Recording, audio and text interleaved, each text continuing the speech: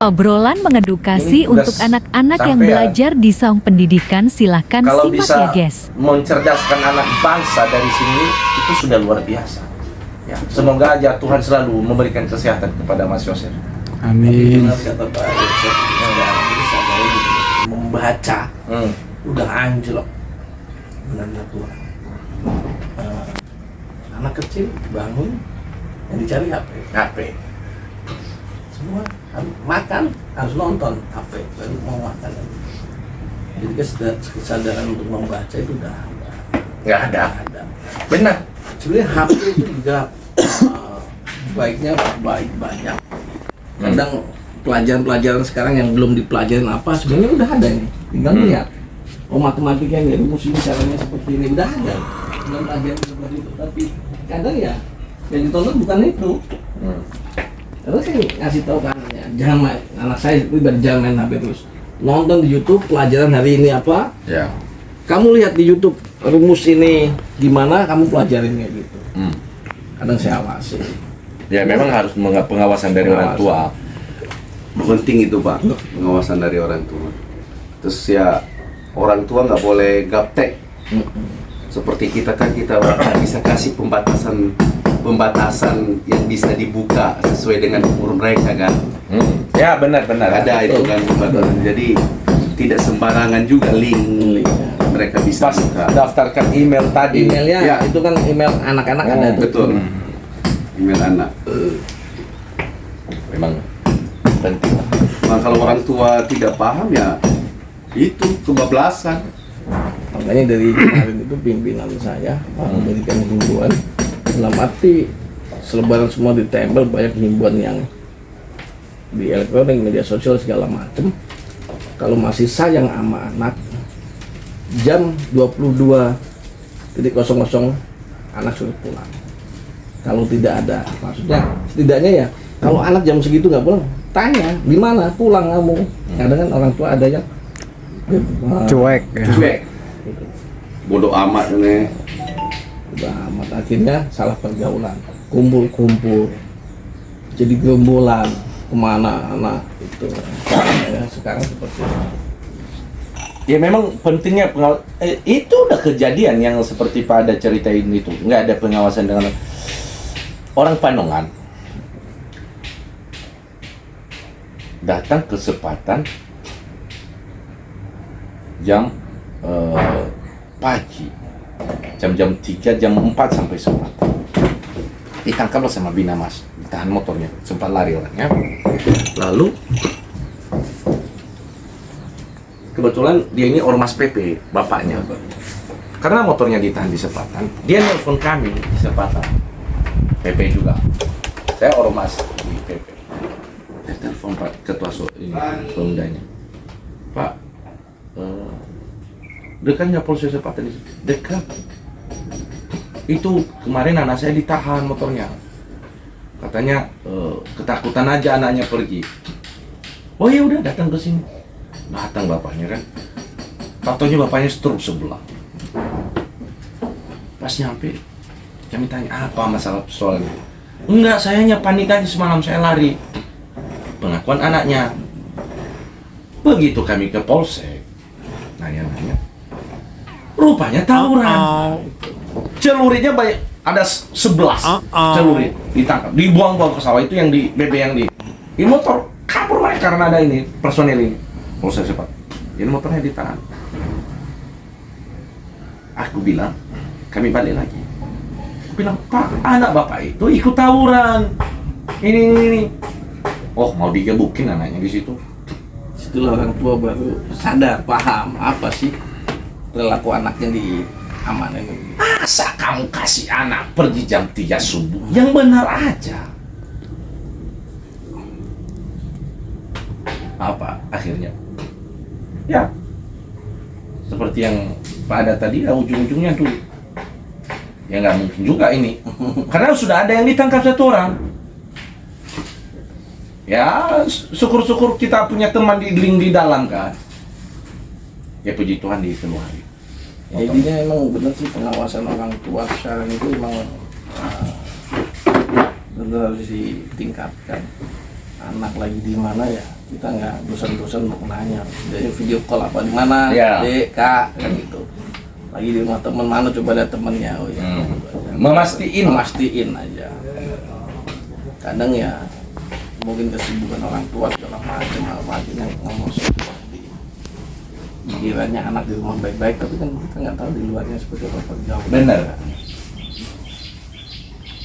Nah, makanya mungkin jewet dikit orang tuanya Polisi kan? datang, gitu. Akhirnya mereka juga kembali ke apa ya, terbatas. Ya kayak dulu kita zaman sekolah dipukul, ngomong sama orang tua nggak berani kita. Kalau Ditambah ditambah itu biasanya itu. Saya kalau waktu cerita masa sekolah itu di SD itu, saya itu sama guru itu udah almarhum sekarang gurunya. Saya itu pernah diangkat itu mas, ngelewati meja itu, kuping yang dipegang itu, saking bandelnya mas SD. Nggak kedengaran saya omongan orang bener waktu itu, budek. Nah, gimana kalau saya angkat? Kuping diangkat, gimana nggak mau? SD kelas 2 kita kira dulu udah hafal hitung-hitungan perkalian. Iya. Nah, sekarang sekarang. Rotan mas, mana? Memang itu saya dulu melakukan tindakan ada batasnya, ada ukurannya pasti ya. Sekarang takut, gak berani. Dikit-dikit polisi, dikit-dikit polisi. Lapor, masih mending kalau dia datang di sekolah, masih mau persuasif itu mas. Ini nggak datang, dia ambil visum anaknya, langsung ke polsek terdekat. Tambah ribet lah, orang tua kan susah. makanya kalau saya gurunya, ya udah ajari di rumah anaknya. Mana lah. Ajari dewe. Itu banyak kan kejadian. Banyak. Beda banget. Tapi kalau masih di kampung-kampung pak, Masih jalan masih, itu, Pak. masih. Dipukul fisik itu untuk mendidik masih jalan. Dan Apalagi kalau di tempat saya itu di Nias ya, di Pulau Nias itu diperbolehkan mukul, nggak masalah. Justru orang tua yang menyuruh guru itu pukul aja karena udah bosan mungkin mukul di rumah. Kira bagian pagi-pagi itu nggak salah. ya. Kadang saya nih kadang mikir lihat ya warga-warga anak-anak kecil sekarang aja sudah pergaulan sudah seperti itu. Gimana saya tinggal ini? Iya, iya. Oke, ya hati-hati. Iya, iya. Emang dulu ada Benar itu.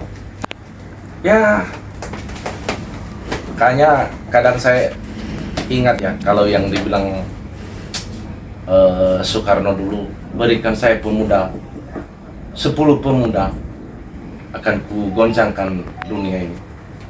Tapi setelah ada pemudanya sekarang, bukan dunia yang digoncangkan. di medsos yang sekarang bukannya sekarang siswa ini udah berani membuli gurunya. Guru ya, betul pak. Ada itu kejadian itu. Dulu aja boro-boro ngebully guru, ketemu guru aja.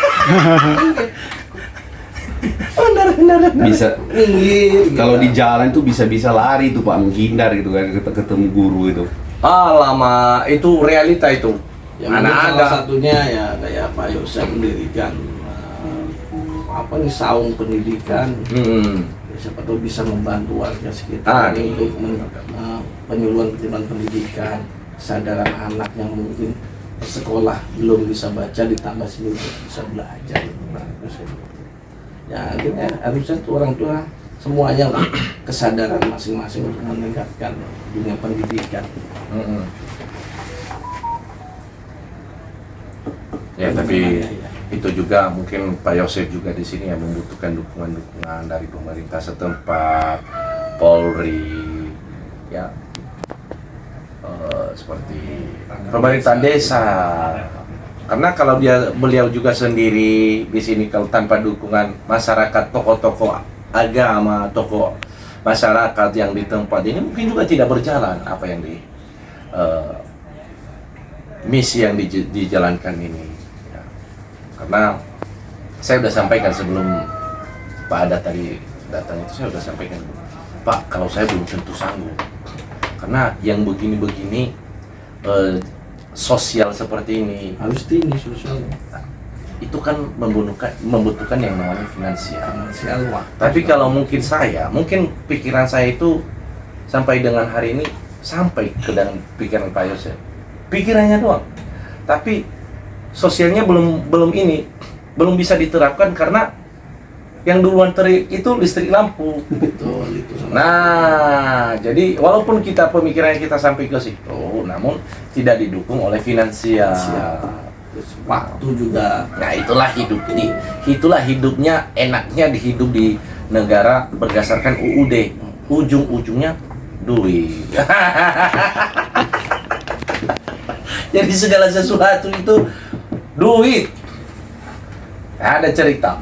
Nah, baik dengan orang, butuh duit.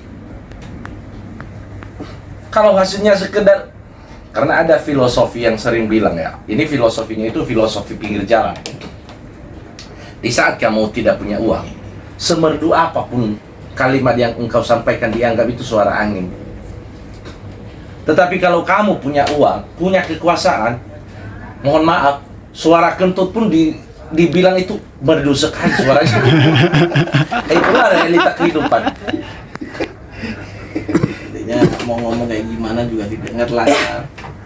Mau cerita tentang apa gimana pun kalau orang sudah di posisi puncak atas, enak.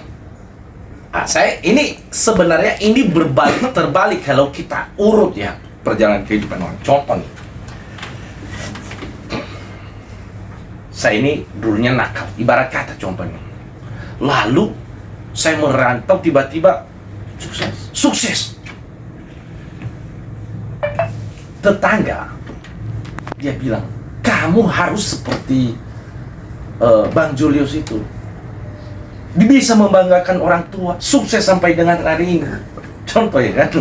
Nah, itu kan memberikan motivasi kepada anak supaya seperti saya sukses. Tapi dia tidak tahu apa histori perjalanannya seperti apa, lika-likunya Pak Julius itu seperti apa kan gitu. Terus kesuksesannya itu apa? Dari mana? Apakah baik-baik? Ada yang begitu loh.